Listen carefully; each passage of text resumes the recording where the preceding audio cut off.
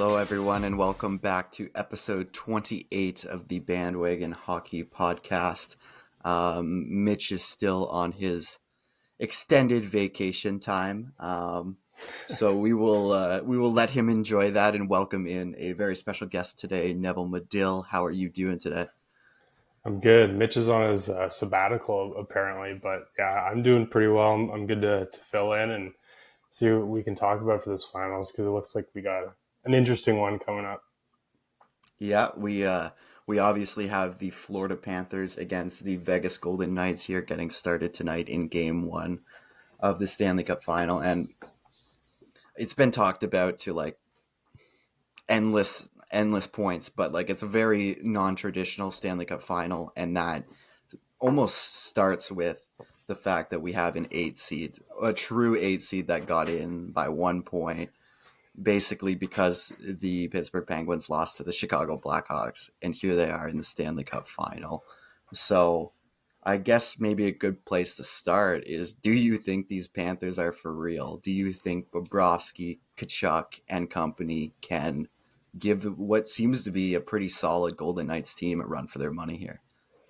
Well, yeah, Ryan, it's interesting you say that before, though, even we get into the Florida Panthers and if they're for real, like the last couple of years, I feel like we've had some favorites in the Cup Final. Like last year's Tampa, Colorado, I think that was in a lot of people's brackets other than the Leafs fans who had the Leafs versus Colorado. I think even the year before, like, I guess Montreal, you're not really, expecting them to do much. But then even before that, Tampa, Dallas, two good teams, right? So, yeah, I'm pretty interested to see, what this final is like. Last year, I think it was very exciting. This year, I don't think a lot of people had Vegas, even though they were such a good team in the West, top ranked. They seem to kind of fly under the radar. I think they struggled a little bit mid-season, but I think they're going to give the hardest round the Panthers have played so far. And I think the Panthers are only going to be for real if Bobrovsky keeps doing what he's doing. Like, I just don't think any of this happens unless he's that good. I know they've been very clutch. They've had really good and well-timed goal scoring. Obviously Matthew Tkachuk with 4 seconds left in that third round. So I think they are for real if Bob can stay on his game. But I don't know. It's a lot of games you're playing there, a lot of adrenaline. But I think Bobrovsky kind of plays a little bit better when he is peppered and when he's getting lots of shots, right? So I think they're for real, but it's all up to Bob, in my opinion. That's the thing too, is they've been on this like incredible run. They've just kept rolling and rolling, building off the momentum, and now they've sat still for 10 days. Like, I'm not sure if you have a huge opinion on how that will affect them, but personally, I think that might really mess with Bob's mojo. Do you have a thought? Yeah, I mean, it's definitely possible. Yeah, like you can almost get into like not trying to, but you get a little bit relaxed because that's just what your body wants at that point. Like, I think for those guys, I'm sure they're on the top of their game, but at the same time, they can't be going at each other, like they do in games because they're just gonna, they're gonna have half their lineup in there, or they're half their starting lineup in there. They're gonna have a bunch of AHL guys come up. So I think it does, change things a little, maybe a little bit of a slow start, either if it's even in game 1 or even the start of the series. I think it could definitely change things, but I think they'll get their legs up. It's a Stanley Cup Final. They got a lot of adrenaline going. So I think they'll still be on the Matthew top of their Tkachuk game. will make sure that they have the energy. Yeah, that guy. He's a great interview too, eh? Like I feel like he's just had so many good lines and so many good sound bites. He never makes it boring for the media. Obviously NHL stereotype, the classic. Yeah. Chip it in, go get it, work hard. Well, the last couple days too, we've seen him on TNT. We've seen him get an exclusive in People's Magazine. Like, this is exactly what hockey needs. Like him or hate him, it's great exposure for the NHL. It's the best. And like NBA on TNT, he was on, right? So like you just Yeah. he's great for the game. Like he's crossing over, he's doing some collaborations, with Shaq and Yeah. Chuck, right? So I mean Shaq doesn't even watch hockey, but still like good experiences, with the hockey world from a bunch of guys who, probably never played hockey in their life, right? So other than, Chuck, who's probably hit the puck around a little bit on TNT whenever he gets an exclusive, invite to the Mm. panel. But other than that, yeah, it's been great. I think these playoffs have been really cool. Personally, I think by the third round, it starts to come down a little bit for me, like the high. I think the Mm. first and second round are just so good, Yeah. and then it builds up a little bit for the Stanley Cup Final. But either way, just yeah, Matthew Tkachuk is No. really just taking over. Even though I don't think he's really in the lead for Conn Smythe, even though he's probably been the most talks about player in these playoffs, right? Yeah. I love what he's been doing, man. It's between him and TNT having the finals, like having every single game for the finals. I love that because ESPN's coverage has not really been it when it comes to hockey. And the TNT panel, I think, has been a great addition to watching hockey on a nightly basis. So I love that they have the final. And, like outside of actual like the sport being played, I love what TNT has done with their coverage. I absolutely agree.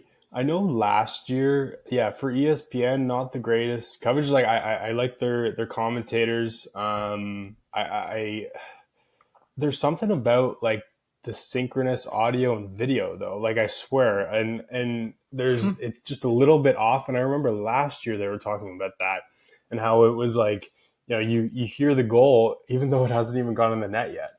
But this year, I figured they would have changed that in the offseason, and then I didn't really pay attention too much in the regular season to ESPN's coverage. But Yeah. then I swear the same thing happens. Like I just it's not too much. I don't think it's as bad as it was last year, but still like little changes. Like you hear the puck hit someone's stick before it actually hits it, and that just annoys me so much. Like that is probably my biggest pet peeve of ESPN's broadcast. That's so frustrating. Just a minuscule amount of time, but it's just oh my Yeah. god. Just the little But yeah, details, man, because they can make the biggest effect on the viewing experience. yeah, and I'm sure there's some sort of like it's not as easy as it sounds. Like it's I totally understand that. There are challenges, but you have the rights to the NHL, so you probably should have a decent idea of how to change that. And Mhm. I don't know, maybe none of these people, who work at ESPN have Twitter, but I know that's not true. So something needs to change there. But Well, yeah, I'm I glad we can don't tell need you, them. yeah, I can tell you that public opinion on Twitter and what like actual people in the business, they just do not align whatsoever because somehow the NHL digital boards won a business award too this year. So, Yes, and they I can did. tell you that every single NHL fan will tell you that those digital boards friggin' No. suck. Yeah, early in the season they were Anyways, really bad, but yeah. I mean now I think I didn't notice it too much on Sportsnet, which was nice. Hmm. Nice, good job by Sportsnet. But yeah, like Yeah. honestly, ridiculous. Yeah. Like much earlier when they were introduced, I don't want to spend too much time on digital ad boards, but um Yeah. but like when they were first introduced, I remember there was like animations in them and they were like flying around the rink when they were Oh yeah. transitioning, and I haven't noticed that as much lately, so that's good, I guess. But man. Anyways, um one of the next points I kind of want to talk about is with both of these two teams in the finals now, it's shown that like an aggressive philosophy by their management has paid off. Vegas has been aggressive since day one. We all know it. We all hate them for taking every single star that becomes available. But the the President's Trophy winning Panthers from last year, they had a massive disappointment in the playoffs and decided to make a huge change in bringing in Matthew Tkachuk. Um, we've seen these GMs be super aggressive? And do you think that has a huge factor on why their teams are here? They just have not been satisfied with their kind of disappointments that came out of past years. Yeah, no, I think you hit it right on the nose. Like, I mean, yeah, Golden Knights. I swear, every single player that you hear, Vegas is one of the suitors. Every time, it doesn't matter if they're like a good depth player or if they're a superstar, and it's it's a constant. If they're a superstar, for sure, you're always going to hear them in trade rumors. But yeah, like, I mean, everybody. At least from what I saw, and myself included, I was like, wow, they got a lot of value for Matthew Tkachuk. Yeah. And Uyghur and Huberdeau, and then a couple of draft picks, or maybe it was one conditional.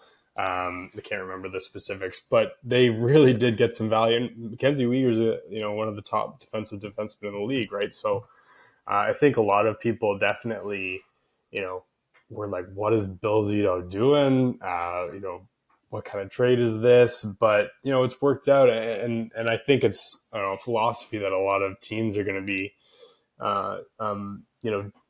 pursuing in the next little bit, because also first rounders, like, sometimes they can be hit or miss, especially if it's in a draft where it's not very loaded. I mean, I have seen Montreal Canadian drafting like such they're not bad players. I'm not saying they're bad players, but they're not NHLers most of the time, where they make a couple of games and then kind of get sent down to the AHL and then they go to Europe. Like, the amount of players I could name off, Nikita Sherbak, or who is I believe one after David Pastrnak.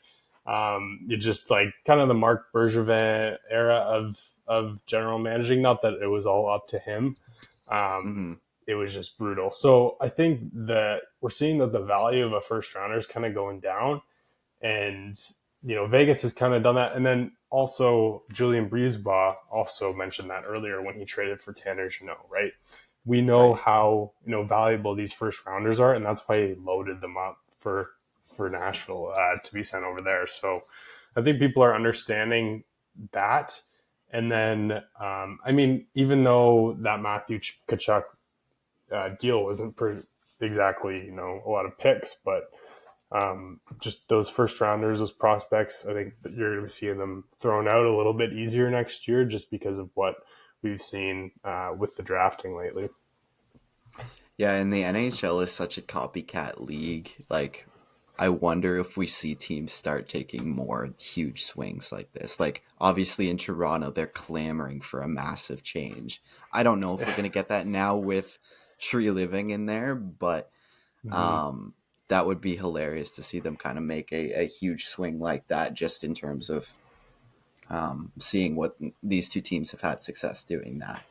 But I think maybe switching it to Vegas a little bit. Their stars, or not stars, but their heroes of these playoffs have been a little bit under the radar just because of how in your face I feel like Bobrovsky and Tkachuk have been.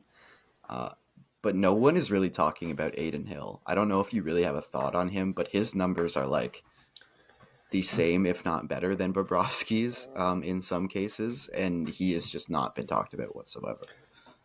No, yeah, like, I'm starting to see his name a little bit, maybe more on Twitter, honestly. So that's my main source of information for all of this stuff. Yep. But no, yeah, you're right. Like, Adin Hill he's on fire, but I love how he shows some personality, and he's a little bit animated on the ice, right? Like, when even when I think there's like a big scramble, I can't remember which game it was against Dallas, but one of the later games. I want to say it was game 4 or 5, and it was a big scramble. He found the puck. He got it with his blocker and kind of like held it up, like, here, I got it. It was almost like the Patrick Roy, but it ended up a little bit better in that way. So, yeah, like, I think he's been really good. I haven't seen him enough to be like, oh, like, maybe he should be pushing for some Conn Smythe consideration. Right. But no, I do agree. He's up there, man. And he's had a long journey. Supposedly, like, he wasn't taking himself seriously earlier in his career, but then he kind of got shaken up by a coach. I'm blanking on the coach right now, but yeah, it's pretty incredible to see what he's done, and it's always a good story when you see, a younger guy who you've always seen his name, right? For me particularly, like I've always seen his name. He's always that, top AHL guy, maybe a third string backup. He's usually scratched, on the Coyotes, on the Sharks, blah blah blah. But it's nice to see those guys really push for that spot and have success in the highest stakes. Mm-hmm. And like obviously Bobrovsky is being talked about, and rightfully so. He has 11 wins and Adin Hill has 7, so that's where that kind of discrepancy probably is rightfully so not talked about. But when you go to like save percentage, Adin Hill has a 937, which is slightly above Brov's 935. And then goals against average, Adin Hill's at 207, whereas like Bobrovsky's at 2.2. So like, I don't know. It's just crazy that we're seeing these kind of goaltending performances, but it shows consistently that you need this to get to the finals. And it will be interesting to see which one of the two can keep it up going forward, because in the regular season, it just wasn't necessarily the case for those two. Yeah, I mean, like you say, you kind of need that goaltending. I agree, but you don't need that starting goaltender, like as we've seen throughout these playoffs. No, you just need the goaltending. Yeah. You just need the goaltending, right? And last year with Colorado, like they didn't really, like Darcy Kemper was good in some games. Like it really helps you if you do have that number one, as we've seen Tampa over the past few years. But you just need a goalie to get on fire, and I think that's up to the management. Like I think you can find particular personalities and I wouldn't say like they're going to be testing you on your types of behavior and how you act in certain situations, but they could to kind of figure out if you are made for that kind of situation where everything is on the line, and that elevates a lot of guys, right? And we've seen that with Adin Hill. Yeah, that's the thing with Vegas too. Is this year they had such a mishmash of goalies, but they had like 4 that could do it. So that is such a big that's such a big point of value in terms of building a team, because you see some teams, their one goalie goes down and it's over. Just putting them in the blender, Vegas. They're just like, I don't know how they found all these goalies. How have you gone through 3 or 4 goalies and one of them hasn't faltered? I don't understand that, but yeah, good on them for and that's their aggressive mentality, right? Like they might, trade for some guys and, send them down or like to the AHL or scratch them or whatever, and just have those guys ready until it's time. And that's part of their aggressive management style, just like we've seen with, along with the superstars and all those big trades and the brutality of some of them, like Marc-Andre Fleury and Nate Schmidt over the past few years. It's the same thing though. Like you're still trading for a guy who's going to be helping you eventually. It's just, having that security blanket has obviously helped them a lot in this playoff run. And that starts with Adin Hill. And so switching up to the Conn Smythe talk a little bit, I think if you would have told me, I don't know, even like 2 months ago that Bobrovsky would be a Conn Smythe finalist, if not the favorite, I would have told you that you are clinically insane. I don't know if I could think of enough insults to like come after your hockey knowledge. But anyways, regardless, here we are 2 months later, and it's the situation. I think you said earlier you don't have Tkachuk as your favorite. Is it Bobrovsky? And if not, who else do you think maybe should be getting more consideration?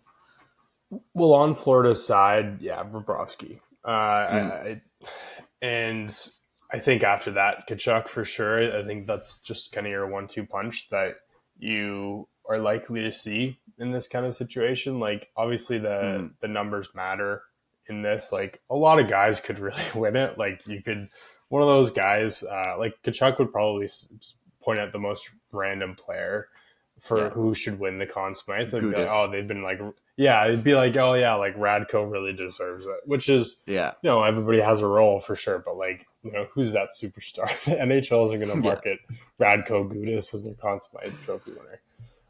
Exactly. Yeah, Ryan Lomberg, for example. But I think you're likely to see Bobrovsky if Florida take it, and obviously if he performs in the final. On Vegas' side, I really like Jonathan Marchessault. I think he has been really, really, really good. I swear, every single game I've tuned into for Vegas, he's scored. Like he's scored just every time. And I didn't watch the Winnipeg series a lot where he didn't have a goal, but every time I turn on, I'm like, how is Jonathan Marchessault scoring every time? Like it almost like frustrated me a little bit, especially against Edmonton. Out of active players left, he's the leading goal scorer William Karlsson has 10, but he's at 9. So those two are right up at the top with Matthew Tkachuk. So yeah, just to your point, he's really come up clutch with a lot of big goals. And wouldn't that be awesome to see him win against his old team who, left him unprotected in the expansion draft back to when he was a good player on Florida or just starting to get there and then kind of exploded in Vegas. That would be an amazing story. But I think, you're also seeing Jack Eichel like in those conversations. I totally understand that. I don't know if Adin Hill can get there just because he hasn't played as much as some other, like he hasn't he's been there the whole time, absolutely, but he hasn't been on the ice the whole time. So I think he would be like maybe a dark horse if you could say that, but I think you're likely to see Eichel. I think Marchessault should really get in there just because of the timeliness of his goals as well. No, that would be really awesome to see either him or like Karlsson win it. Just one of those original guys that were on that first team too, I think would be really awesome. But like it's full circle. It's full circle. Yeah. Stopping on Eichel a little bit too. I love that he's had a good playoffs. Like I was so upset that people are just like writing him off as the number 2 guy behind McDavid. Like this guy is such a skilled player, and I love that he's finally finding the success. And like, I wasn't sure if he was going to have such a great season off of obviously such major injury and surgery, but he's bounced back. He bet on himself, and it seems to be working. He's in the Stanley Cup Final and thriving now. So, do you have a thought on Eichel? Yeah, he's been awesome. He's just, when you see him, he just moves so quickly. Like I remember going into that 2015 draft. McDavid is way shiftier and quicker and faster. Absolutely, incredible. He's going to be the GOAT one day. But Eichel, like he's still really good. Like in that going into that draft, like very long, can reach around you, can use his size and length to beat you. And I think we've really seen that so far. He's been on a spite tour ever since before the draft. Like he's just always been I think had a little bit of a chip on his shoulder because of that. I mean, Buffalo didn't really want him. They really just kind of showed that since they lost the lottery. I believe it was heard this on Steve Dangle podcast. I remember like seeing this live, but it was Tim Murray I believe the general manager of the Buffalo Sabres at the time, who was like, it's fine that we got him, like whatever. Like that's like he was not excited to see Jack Eichel as going to be going to them essentially. So in that case, I think it was really unfortunate that it started that way, but it's been great to see him because like I was totally on his side. I'm like, if you want to get a particular surgery, like your team should support that. I don't know why they wouldn't, and maybe it was just eventually the Sabres just had to go back after him, maybe because those tensions are so high, and it doesn't really matter the specifics, but I'm glad he's doing well, and it's pretty cool to see him over McDavid get to a final, which I think is just hilarious, just hilarious. after people were like, "Oh, it's not a rivalry." Like between when him and McDavid went against each other, it was like, "Oh, this storyline sucks. We thought it was going to be good if this ever happened, but like, it's not really a storyline." But now, like, I don't know. I just love that Eichel has kind of gotten the foot up. I love his villain era. I love all of it. It's just great storylines. Yeah, I mean, Um, if you're traded from a team to Vegas, I guess after their first year, you're yeah. basically you're considered a villain almost. I mean, I'd Oh say yeah. Mark Stone, like Mark Stone's got that villain like aspect to him, like just scary guy on the ice. I would not want to Yeah. go against him there, right? Like even if I was a top player, just so good. Like I'm glad Mhm. that he's doing well and that he's having Yeah. success. And I was I think he'll kind of lead the charge for Vegas and bring the cup home. Honestly, Yeah, that was one of the last guys I wanted to bring up on Vegas's side is that he has 15 points in 17 games in these playoffs, just like coming straight back in off of obviously the several back injuries he's had has been super concerning. Like as a Sens fan, he was one of my fan favorites here. Obviously, I love the guy, so I was concerned after he he kind of had those major injuries because you hear 2 back surgeries. That's not something that a lot of hockey players can come back from and be at an elite level. But mm-hmm. I love to see it from the guy personally. And then on like Florida side, it's hilarious to see Colin White in a Stanley Cup final. From a sense perspective, are there any I forgot about former that. are there any former Habs or anything that you would be cheering along? That I can't think of off the top of my head, but Yeah, I don't believe so. I honestly haven't scanned their rosters yeah, enough. Like, but I mean, Pacioretty was traded away. right. I want to say he was one of the main guys. I don't believe so. And Or I guess maybe if I'm off missing of a someone, Habs then I'm perspective. horrible. Yeah. No, away from a Habs perspective, are there any players in particular that you really want to see get it done on either side? Yeah, I mean, Just from a pure fan perspective. yeah, just pure fan. I'd say Jonathan Marchessault, honestly. Like Yeah. just that storyline. Like I really like him as Mm-hmm. a player. I think he's definitely undershined in the NHL. He's had some great season, consistent, works hard. You can tell like he earns all of the money that he gets, right? Um, but I mean, you got to feel for Bobrovsky though. Like that's pretty cool because I Yeah. loved watching Bobrovsky when he was in Columbus, and he was just so good, so strong, and he was literally on another level, and he kept that Columbus team together.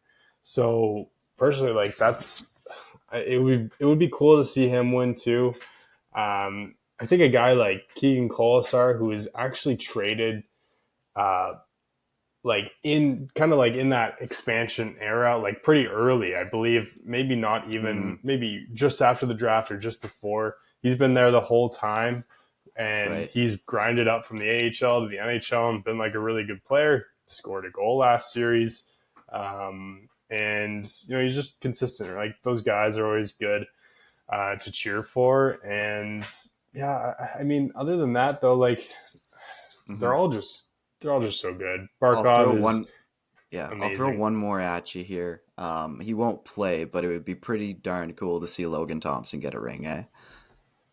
Yeah, yeah, that's true. Yeah, I did forget about that actually. Yeah, it's unfortunate to see him out right now as a Brock alum. Yeah, But he'll still have that ring, and he'll still if they end up winning, which I think yeah, they will. Yeah, it'd be pretty exciting to see a former Brock Badger have a Stanley Cup ring, which is yeah, not something we've heard about too much. Yeah, rep OUA hockey, rep U Sports, man. That's good stuff. absolutely. Yeah. So outside of who you may want to win now, we're going to get a first-time Stanley Cup champion for both of these franchises. Obviously, neither has won one yet, which is another reason why it's so unique, and I love it because it feels like it's been the same like 5, 6 teams that have won the cup for the past decade or whatever. So I personally love that we have some new teams in the mix.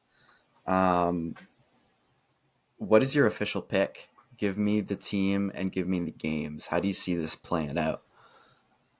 So yeah, I was kind of thinking about this. The last few years, we haven't seen a series like really go the distance or like really be done. They've been 4-1, 4-2. That's just about it. The last 7-game series was Boston against St. Louis. And then before that, it was Vancouver against Boston in 2011.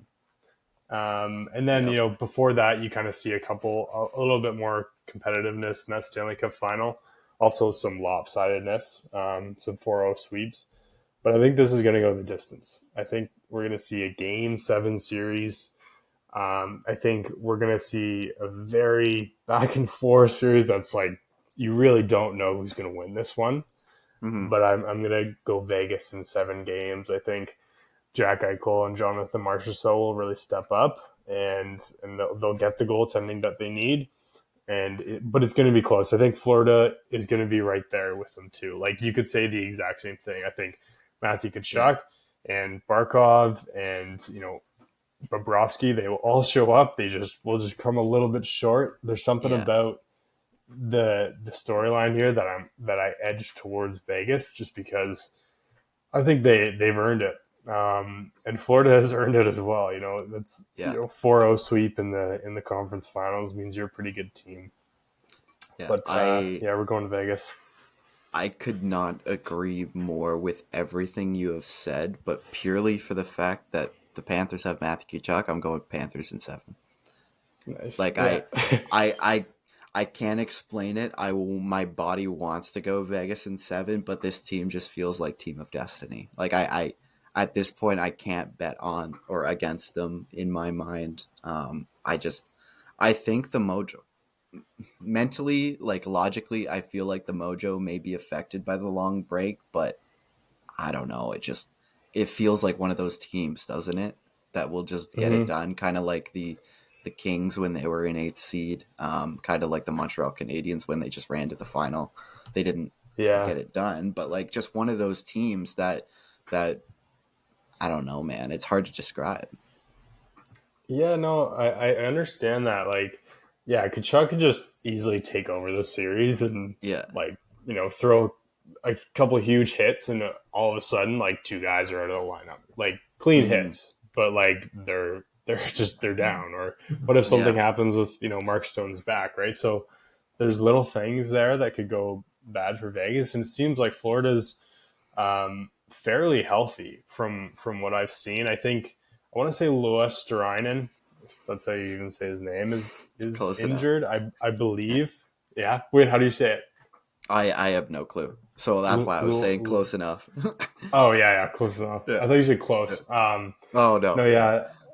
I think he's he was actually really good in the first round from what I've watched, but so I hope he comes back. I honestly have no idea what his injury status is. But yeah, it's exciting, man. Like to see both these teams who could win. Also, shout out to like the Florida Panthers social team. They have been on fire. They deserve a rag just as much as the players, man. They have been so good. I think I follow one of their social media managers, community managers, and like some of the stuff that they put out is just so good. Like those game day posts too are electric. Oh yeah, like against I think it was Game 1, Carolina versus Florida. Like they had like a graphic design battle going on. Like amazing, both sides. Like just hitting on each. Like as a person who really respects those kind of positions and something that I might want to do eventually, right? So absolutely. So some of that stuff is pretty cool. But yeah, I showed it to the Florida Panthers, and I mean all the other teams too. Look, Vegas has some really good social has a really good social team as well. So honestly, I just hope we get like a good social battle going on in this Stanley Cup Final as well. Especially if it's not a close one, maybe it's a 4-1 or even a sweep. Like at least we'll have those good graphic designs from each team. Like I think that's it's gonna happen. Vegas is very I guess active, or I don't know what the word is. The Vegas social team is very out there too, so I think we could see some good battles with that. I love it, man. Yeah. To wrap up some finals talk here, obviously you wrote an awesome article for us. You can check it out on our website, and the link is in any of our bios. Is there any sort of last storylines that you maybe touched on in your article, or anything that you kind of thought about going up to this series that we haven't touched on yet that you may want to bring up? No, I mean, the article is mainly about how, Vegas's transformation from their first Stanley Cup Final run to this year's Stanley Cup Final run. Like, they are two completely different, teams, and they have two completely different mantras. Back then they were this cute Golden Misfits team. Oh, like, everybody hates us. We're gonna do really well and go to the Stanley Cup Final. But this year, like, they're the villains, and they know it. Like, they got all the stars. They traded away lots of picks and whatnot for these top players, Jack Eichel, Mark Stone. Like, we've seen them pick up Alex Pietrangelo, but then also touches on a little bit of like the hockey development stuff that I think Vegas has really done. Chandler Stevenson is, for a 5th round pick, is one of the best value trades in the league. Jonathan Marchessault, obviously, free from the expansion draft, is he was starting to really grow into something in Florida, but has become another animal in Vegas. So it's really about their transformation and how they've done things a little bit differently, just like kind of Florida has as well, than your traditional hockey team where, at the trade deadline, Buffalo Sabres general manager was saying, I truly think like patience is the way to go. Like, we're not trading anything, we're not getting anything. But Vegas hasn't really gone that way, right? They just want to win. They want to be competitive soon. They want their fans engaged, which is really great. Yeah. They've built up some great loyalty and a great fan base in Vegas and probably across, North America, right? So it's really about, how everything has changed, but it's worked so well. They've gone through this transformation, even though there's been so many rough spots for them and brutal points. Marc-Andre Fleury's situation, the Nate Schmidt trade that I mentioned earlier, Gerard Gallant being fired like on a bus or something like along those lines. There's just so many brutal things, but they made the playoffs every year except last year when they were hammered with injuries. But it's really just about how they've done different things as a traditional NHL organization, and they've been successful at it, and it's gotten them to this point, and exciting franchise to watch each year, really. Yeah, love them or hate them, they are exciting, and it provides good content. So I want to thank you so much for coming on and filling in for Mitch. I would never fill in for Mitch, but I will let him know that you did a much better job than him, as always. But no, great job with the article. I encourage everyone to go check it out. It was kind of a great preview of what things are to come here in the next couple of days. So is there anything else you want to kind of plug or talk about here as we kind of wrap it up? Vegas in 7. That's all I got. Yeah. All right. Yeah. Well, I think that is it here. Thank you so much, everyone, for listening to episode 28 of the Bandwagon Hockey Podcast. I'm glad we were able to get something up before the finals here. And we'll see you next Thanks, time. Ryan.